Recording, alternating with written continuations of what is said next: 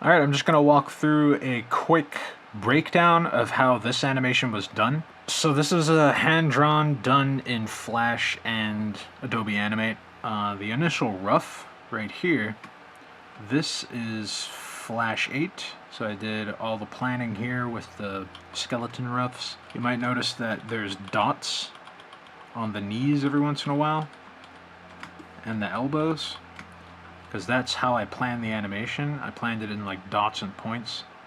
I was going to start cleaning up in this, and quickly realized I was having a fucking nightmare. So I moved over to Adobe Animate.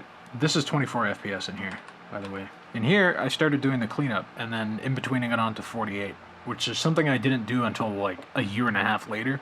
All the animation in this is on a single layer, so all this character animation, it's all on this layer. But the line art is done on multiple layers here. I had an individual layer for the body, the hair in the back, the hands and eyes, lines on the torso for cloth, the hair on the head, this little thing on the very top, and then the eyes covering. To convert it all onto one layer, I just broke apart the symbol. The rough is still in here, by the way. This is the rough animation. The process for animating at this kind of frame rate is not difficult, but it requires a really, really high sense of precision, and it's just tedious. I have this other file open where I did some animation experiments. So first is just this dot moving on screen, just having fun. And then this line, this is going to be flickering because I wanted to in-between this at 48 FPS. Before realizing I have this many frames to draw, and this is one line. This is a single line, and I've got about 100 lines to draw, like 115 something. I really didn't want to do that, especially when I have to work with spacing like this. So when you're doing animation and you come across spacing like this, you have to be very, very precise with where you place your line. Otherwise, it's going to be jittering back and forth on every frame, so you have to be really, really careful. And that is the nature of animating at frame rates like this. It's just a nightmare. Naturally, it's a nightmare. Especially if you're going to do it all on ones. I've gotten some people saying that it feels like AI. Me, I don't really see it, but I can understand why. I think this might be because of the large set of real-life footage in the AI training data set, especially for generative AI video.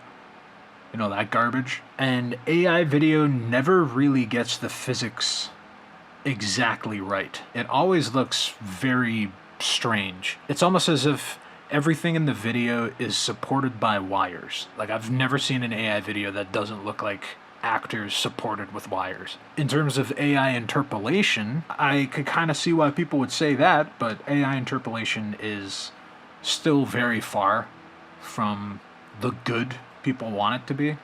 For one example, this is a ball moving along a circular path. I initially did it at 12 frames per second and then in between it onto 24. As you can see, it moves along a path. Circular path pretty cleanly. And then I did another approach using the halfway points. The halfway point approach is basically where if you have two dots like this, you generally would place it right here.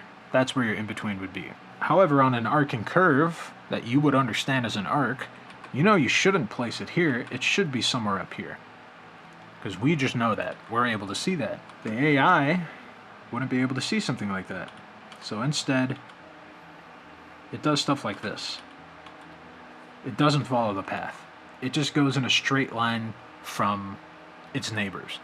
So the previous frame and the next frame, it just understands what's happening between those and does its best to draw a straight line between them. So then your arcs look like straight lines.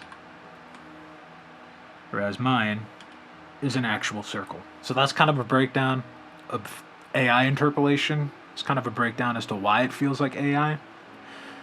When people say it feels like 3D, I want to preface, I don't use Blender.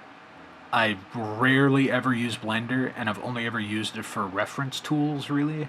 I don't know how to animate in Blender. I'm guessing the reason why people think this is the shadow. Now I got a comment saying that maybe it was some special software that generates the shadow based on the video footage or something. I'm gonna be totally honest with you. It's just the character animation squished down and then tinted into this light blue color. So yeah, the shadow, super basic. Really the most basic shadow that you can do in Flash. Anyways, see you.